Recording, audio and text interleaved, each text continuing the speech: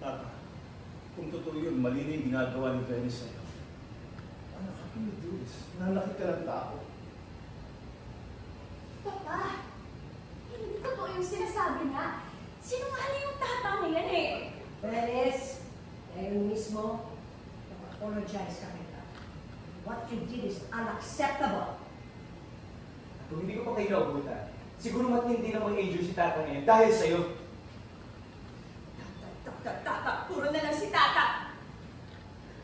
Bakit lagi mo na lang kinakapihan si Tata? Lola Sweet, Papa, siya ang outsider dito sa pamilyang to. Dapat, matuto siyang mag-adjust at makisama. Hindi yung naghahanap na siya ng gulo. Si Tata pa naghahanap ng gulo? Hindi na nga umiimik si Tata dahil ayaw niyang lumala ang mga gulo dito sa mansyon na lahat pa simulo mo. So, yes. Wala talaga akong kakampi dito sa pamilyang to. I don't even think I belong here. Ako ang totoo at legitimate na Palma.